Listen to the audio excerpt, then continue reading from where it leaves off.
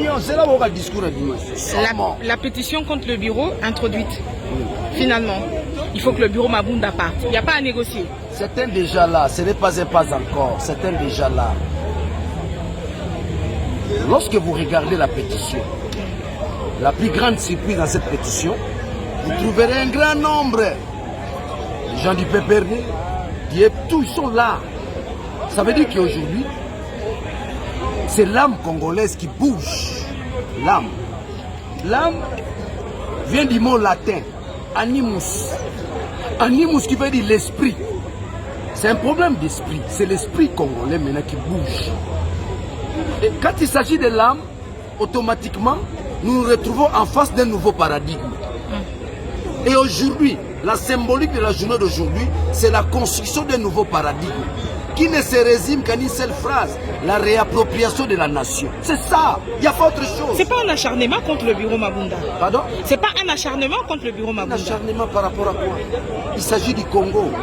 Maman, vous êtes journaliste. Le Congo est où? Le Congo est dans un fond sans fond, c'est-à-dire dans un gouffre.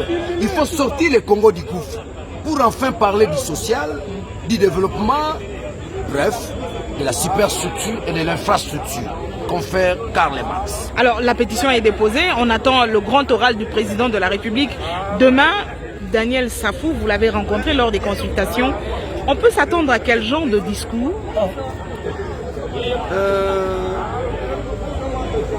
Je ne suis pas un devin. Je suis un homme politique. Ce qu'on peut s'attendre demain, c'est un discours. Des grandes révélations? Oui, des grandes révélations. Mais j'imagine, ce discours-là va rejoindre les aspirations et les attentes de tout un peuple. Dans ce sens. Vous savez, on l'a combattu. On l'a combattu. Mais il revient encore. Il reprend surface. C'est le peuple aujourd'hui qui sanctionne les FCC. Nous représentons le peuple. C'est le peuple. Leur arrogance ne va plus se faire attendre. Ils vont devenir polis, calmes. Non, c'est fini. Le problème, c'est quoi? Le vrai problème, c'est quoi? Ceux qui me suivent maintenant là, le Congo n'est plus une nation. Le Congo, aujourd'hui, c'est un État autorité morale. C'est un État autorité morale, ça se résume en un mot. Bicéphalisme. C'est quoi le bicéphalisme? Le bicéphalisme veut simplement dire des têtes dominantes au sommet de l'État. Or, au sommet de l'État, il n'y a qu'une tête dominante.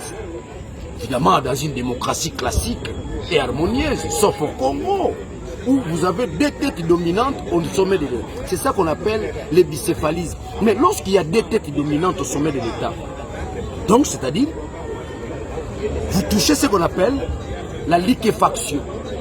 La liquéfaction, c'est la disparition même du pays. C'est là où Félix s'est ressaisi.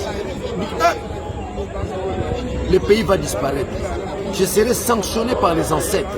Je serai sanctionné par mon propre père, qui aujourd'hui, il faut le considérer comme un ancêtre.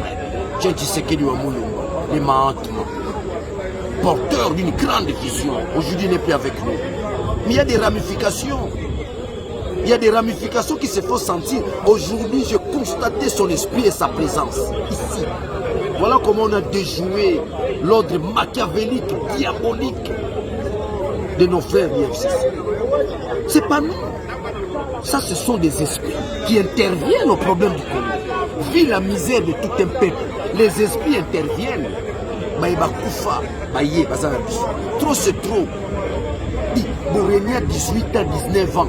Vous continuez à vous enorgueillir. Bissot, FCC. Digamino.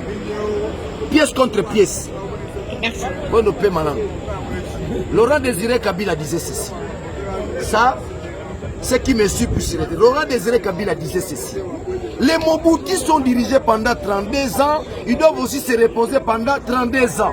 Par ricochet, je dirais, les Kabilis sont dirigés pendant 18 ans. Ils doivent se reposer aussi pendant 18 ans.